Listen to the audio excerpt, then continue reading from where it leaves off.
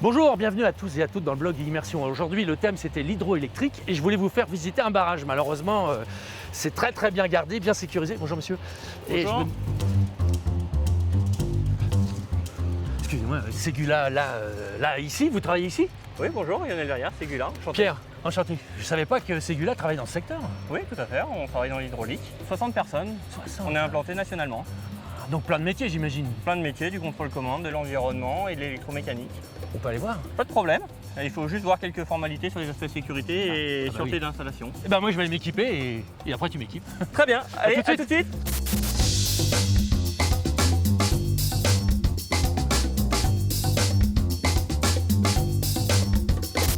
Alors Lionel, un barrage hydroélectrique, ça marche comment? Alors, c'est assez simple, tu vas avoir une retenue d'eau, là on peut la voir ici, qui va faire le stock d'énergie finalement qu'on va avoir sur une installation. Celles-ci sont bloquées par des vannes. Et après, tu vas avoir un conduit d'amener qui va amener l'eau jusqu'à ton usine, donc aux turbines et aux groupes qui vont fournir l'électricité sur ton réseau. L'électricité que tu vas retrouver chez toi. Bon, c'est très simple finalement. Tout à fait. Je te propose d'aller voir ça, puisqu'on a vu un petit peu le terrain, maintenant d'aller voir ça en bureau d'études. Pierre, on est arrivé sur le plateau mécanique. Mais Christian, qu'est-ce que vous faites ici? Je travaille en tant que maître d'œuvre pour notre client. Tout ce qui tourne autour des barrages, les vannes, les turbines, les conduites forcées. Ici, on a un exemple d'une vanne qu'on va rénover. On va faire une étude d'avant-projet, on va faire une expertise sur site. Là, en fait, on est dans la phase suivi de réalisation, où on a choisi des entreprises qui vont venir faire les travaux. Donc ça, c'est des vannes, par exemple, qui sont en cours de rénovation. On a l'aspect suivi de la qualité du travail qui se fait et l'aspect suivi de la sécurité. Excusez-moi, vérifie un peu, tout va bien. Vas-y. Alors ici, on est où? Alors là, on est sur la partie supérieure du barrage, la partie électrique, sur laquelle on peut intervenir. Toutes les parties que tu as en dessous de nos pieds, donc les vannes, sont actionnées par du contrôle-commande. Donc on intervient sur cette partie-là aujourd'hui en hydraulique. Et cette partie-là commence par le pilotage qui va être fait dans l'usine par un opérateur qui va, en fonction de la demande, faire turbiner plus ou moins d'eau. Donc on va actionner tous les éléments du barrage pour pouvoir gérer la production électrique de l'installation. Et sur l'environnement, ça a un impact tout ça, non? Ça peut avoir un impact. Aujourd'hui, on est très soucieux de ce sujet-là. Je t'amène sur un plateau qui prend de plus en plus d'importance chez nous. Lequel? C'est le plateau de l'environnement. Ouais. On a des zones protégées, on a différents aspects effectivement sur des animaux, de la faune, de la flore. Donc ici, c'est l'environnement, donc on étudie les fleurs, les petites fleurs.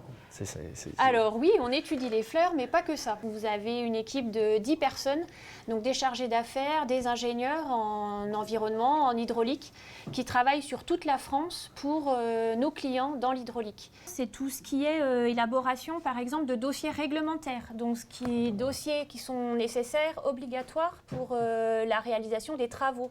Donc, par exemple, là vous voyez, on avait à faire des travaux sur un barrage. Donc il y avait la présence de l'inule de Suisse, cette petite fleur jaune là, que vous avez pris pour une marguerite au départ. Hein.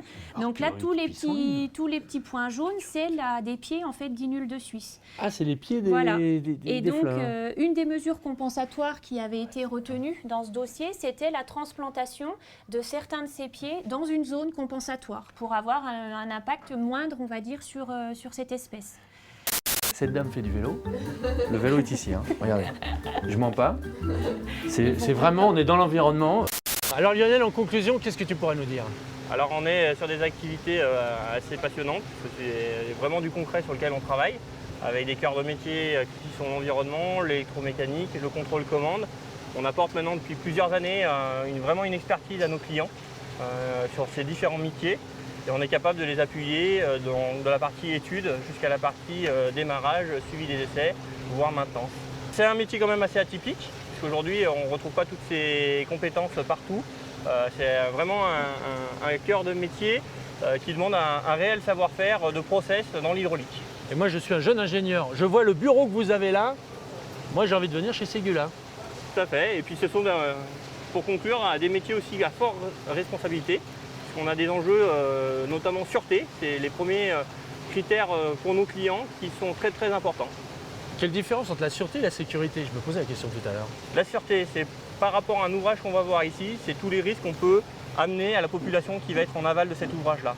La sécurité, c'est quelque chose sur lequel on ne transige pas. On est sur des sites industriels, donc on a des casques, des gilets, des chaussures de sécurité pour que le personnel travaille dans de bonnes conditions et ne se blesse pas en travaillant. Un crocodile, regarde-le, là-bas, énorme.